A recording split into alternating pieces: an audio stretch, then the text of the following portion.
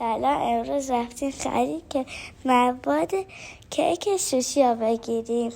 میخوایم کیک سوشی رو براتون درست کنیم.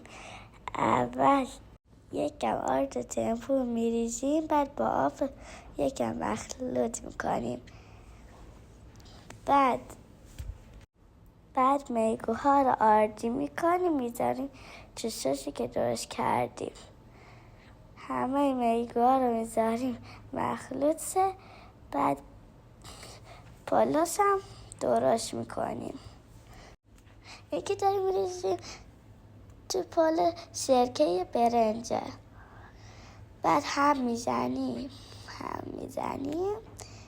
بعدش هم میگوهایی که گذاشتیم ما میپزه. بعد دوباره برنج رو میاریم قالب کوچیک، توش یک پلو میریزیم. پلو با همون سرکه میریزیم. بس کم کم صافشون میکنیم.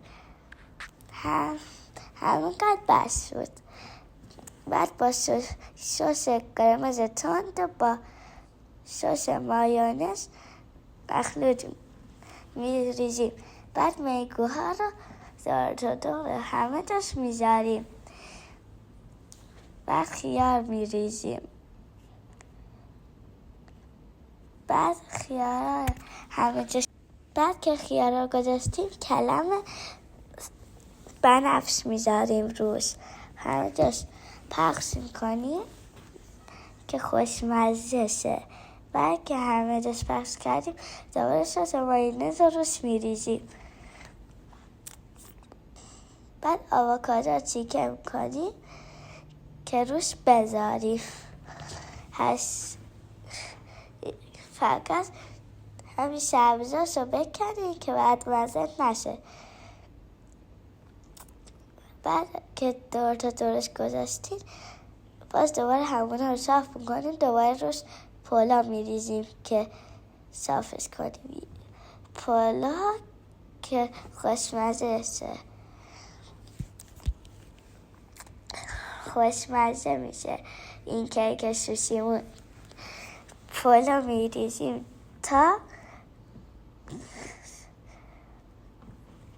همونطوری که پلو رو ریختیم باید پلو هم صاف کنیم. پلوها بشفه. حالا بعد که پلوها رو ریختیم از قالب کم کم در میاریم. یه جوری در میاریم که خراب نشه. آروم آروم در میاریم. بعد روش کنجد میریزیم. هنوز در نمیاریم روش کنجد میریزیم. یه دفعه با سرش نریزیم. آروم آروم با دست بریزیم که همه جاش نریزه.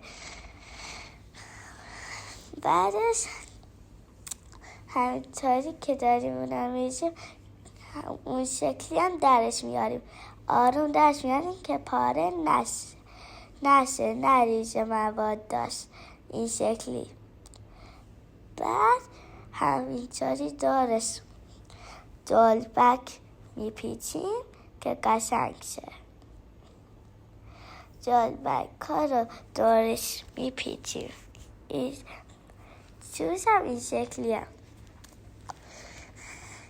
اینو با دقت با دست پرش میزنیم. یه دفعه باید سراش رو هم باشه، کج و کله نباشه. بعدش آروم آروم چیکه میکنیم. هم اندازه هم دورش میپیچیم به این شکل. بعد هم این شکلی دورش پیچیدیم. خیلی دومیش هم دورش میپیچیم. همین نه بزرگاش هم بزرگ. همین تیکای زیادیش هم باید بارش بزنیم. یه جوری بارش بزنیم که پاره نشه. بعد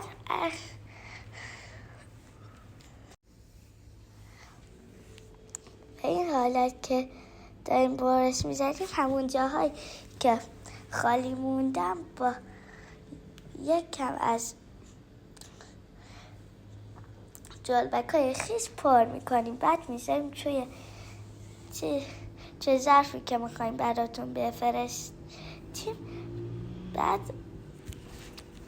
همون چو میذاریم، سس مایونز دیگه هم میاریم. بعد این شکلی دایره میکنیم. تو دایره ها تخم ماهی پرنده رو میذاریم.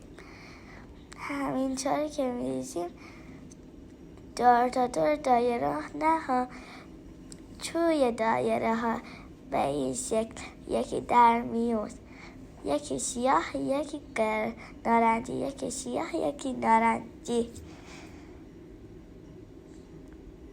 این شکلی خوشگل میشه، خوشمزه هم میشه. هر کی میخواد بیاد، فقط این شکل نریزه بیرون. اگر ریختم از کناره هاش برداریم بذاریم چشم کیکتون خراب نشه.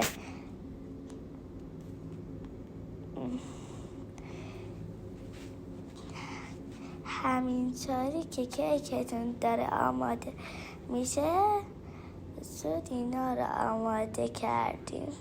بعد هم دوباره شش سفید میزنیم. بعد هم یک گل‌های خوراکی میذاریم کنار روی کیکمونم. کیک شوشیمون یک گل کوچیک مثلا گل بزرگ میذاریم.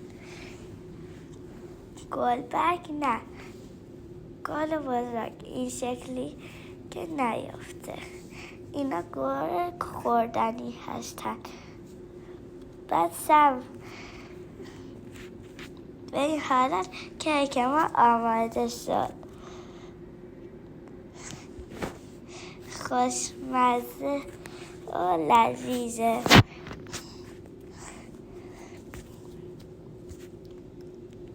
کیک ما تموم شد.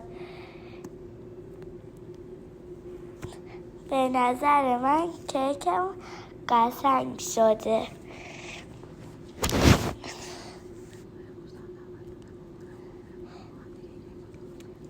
امروز هم تولد مامانم بوده، به همین کیک سوشی درست کردیم با هم. اینم از دستور پخت کیک خودمون.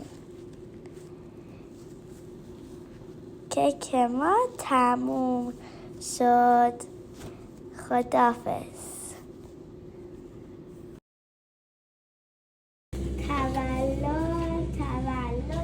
تولدت مبارک، مبارک، مبارک. تولدت مبارک. یا سلام بود که زنده باشی. مبارکه.